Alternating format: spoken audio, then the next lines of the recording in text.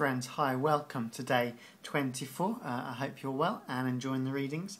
Today in Genesis we see Joseph, his brothers arrive to come and buy the grain that they set out for yesterday. Joseph recognises them, they don't know him, so if you like, Joseph has the upper hand coming up.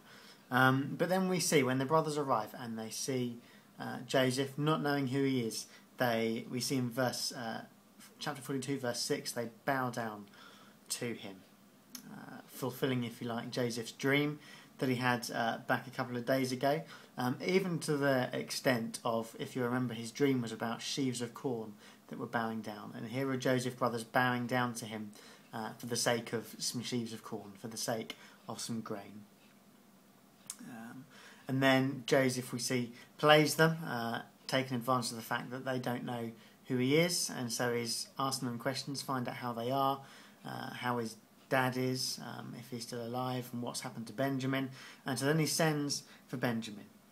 The brothers in the meantime think they're being punished for what they did to his brother. They don't know that it is their brother, and so Joseph sends for Benjamin.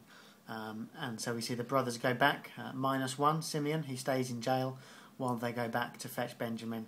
And Jacob takes some persuading. It takes a long time for the brothers to convince him to release Benjamin.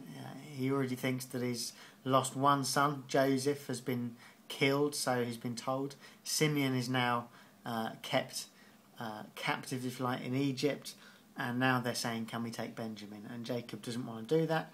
But in the end, begrudgingly, he agrees to send Benjamin, and tomorrow we'll see what happens there. Matthew. Jesus is still having a go at the Pharisees, basically for their comment that they made about the disciples washing hands. And so today what he's saying is that it's not about what goes in to your mouth that makes you unclean, it's what comes out. And so some examples that he gives, if we look at verses 19 and 20, he says, "For out of the heart come evil thoughts, murder, adultery, sexual immorality, theft, false testimony, slander. These are what make a man unclean, but eating with unwashed hands does not make him unclean." It's kind of saying, guys, get over yourself. It's not about whether you wash your hands. There's far more important things than that. And so here Jesus is basically saying two things to the Pharisees. Firstly, that the Word of God isn't to be kind of modified or improved or expanded by human rules. And secondly, that an outward show, if you like, isn't important. The important thing is what's happening inside. It's our purity of heart. And then just after that, Jesus gets a chance to put what he's just been talking about into practice when he meets a Gentile woman whose daughter needs healing. Now the Pharisees would have seen that encounter in itself as making Jesus unclean, because they'd just been in discussion with a Gentile and a woman. Double negative, if you like. But what Jesus did in this instance is he showed that whilst on paper, if you like, his job description was to go to the lost sheep of Israel, in his mercy, in his grace, he wasn't going to ignore this Gentile woman with the faith that she had. And so the healing that she was looking for her daughter was granted to her. And then we see a story similar to the one we saw very recently. Today we're seeing the feeding of the 4,000, before it was 5,000. Now some people think that it's the same story retold. I don't think it is. I think there's clear grounds for it being a separate incident. When Jesus fed the 5,000, we think it was springtime. It talks about the grass being green. This time there's no mention of that. They sit on hard ground. But also last time when Jesus fed the 5,000 were Jews.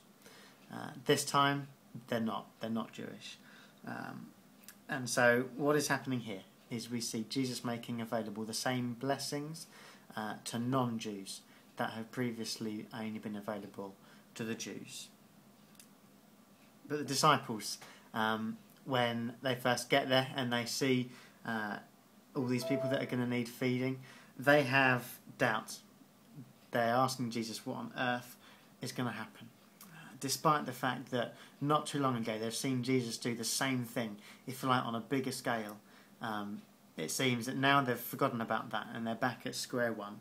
And how often do we do the same? We forget the times that we've seen God do amazing things. And yet when trials come, we forget that. And we're back at square one without faith, thinking, how is this going to work out? Friends, enjoy your day, and I will see you tomorrow. God bless.